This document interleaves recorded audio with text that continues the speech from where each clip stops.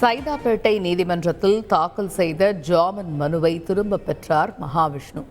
இது பற்றிய முழு விவரங்களை அறிவோம். எமது செய்தியாளர் சசிதரன் இணைகிறார். சசி, முழு விவரங்கள் என்ன, விவரிங்க.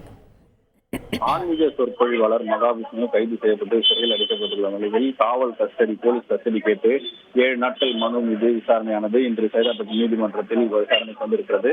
இந்த விசாரணையில் ஆஜராக அவர் புழல் மத்திய சிறையிலிருந்து பலத்த போலீஸ் பாதுகாப்புடன் கொண்டு வரப்பட்ட நிலையில் அவர் சைதாப்பேட்டை நீதிபதி 4வது அமர்வு சுப்பிரமணியம் முன்பு ஆஜர்படுத்தப்பட்டார். அவர் மீது அந்த விசாரணை நடைபெற்ற நிலையில் தன் மீது தான் பெற்ற அந்த ஜாமீன் மனுவை திரும்ப பெறுவதாக நீதிபதி முன்பு அறிவித்திருக்கிறார். காவல்துறைக்கு முழு ஒத்துழைப்பை அளிப்பதாகவும் அதனால் தான் தாக்கல் செய்திருந்த அந்த ஜாமீன் மனுவை திரும்ப பெறுவதாகவும் அவர் முன்பு தெரிவித்திருக்கிறார். ஏற்கனவே சர்ச்சைக்குரிய விஷயங்களை பேசக்கூடிய நிலையில அவர் மீது எதற்காக, அதாவது விமான நிலையத்தில் வைத்து காலை கைது செய்து மாலை வரை அவரை விசாரணை மேற்கொண்ட பின்புதான் அவர் நீதிமன்றத்தில் ஆஜர்படுத்தப்பட்டார். அவருக்கு 15 நாட்கள் நீதிமன்ற காவல் விதித்திருக்கிறார்கள். எதற்காக 7 நாட்கள் கஸ்டடி கேட்கிறீர்கள் என்பது குறித்த விவரங்களை எல்லாம் நீதிபதி அவருக்கு முன்வைத்தார். இதனை அடுத்து காவல் ஆய்வாளர் வேறு சாட்சியங்கள் அவரிடம் யார் யாரெல்லாம் தங்கள் நிகழ்ச்சிக்கு அழைக்கப்பட்டார்கள், யார் மூலமாக உங்களுக்கு அழைப்பு வந்தது என்பது குறித்தான விவரங்களை கேட்டறிந்து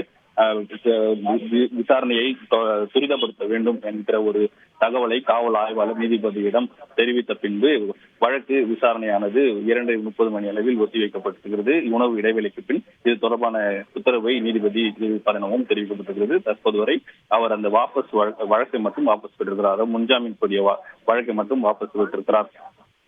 தகவல்களுக்கு நன்றி சசிதரன். செய்திகளை உடனுக்குடன் தெரிந்து கொள்ள உடனே சப்ஸ்கிரைப் பண்ணுங்க.